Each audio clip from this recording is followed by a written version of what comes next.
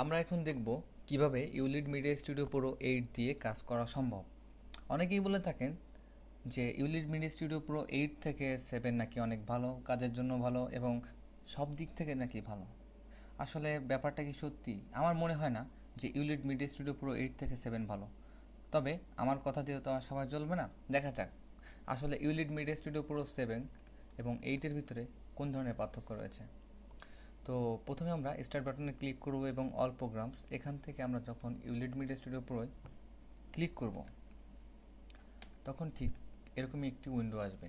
তো প্রথমে আমাদের এখানে দুইটি অপশন রয়েছে, edit format edit file format.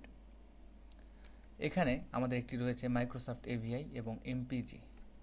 তো প্রথম অবস্থায় আমাদের মাইক্রোসফট এভিআই থাকে।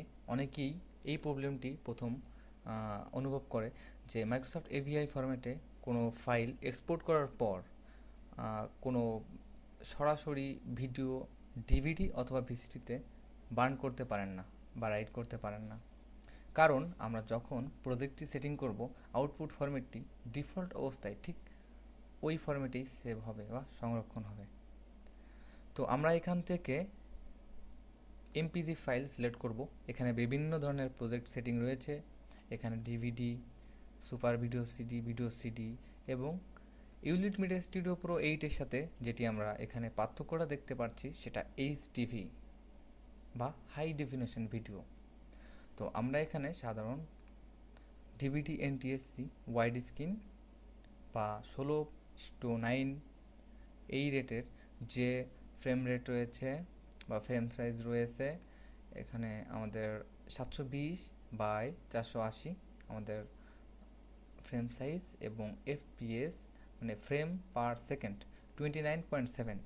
এখানে বোঝানো হচ্ছে যে প্রতিটা সেকেন্ডে কয়টা কি ফ্রেম অতিক্রম করবে। 29.7 এফপিএস আমাদের ভিডিও ফ্রেম রেট হবে। এই প্রজেক্টটি আমরা ডিভিডি করার জন্য সিলেক্ট করলাম এবং ওকে প্রেস করলাম। আমাদের প্রজেক্ট সেটিংয়ের পালা শেষ এবং এডিটিংয়ের পালা শুরু। আমাদের নেক্সট ভিডিওয় আমরা দেখব কিভাবে ভিডিও এডিট করা সম্ভব। ধন্যবাদ।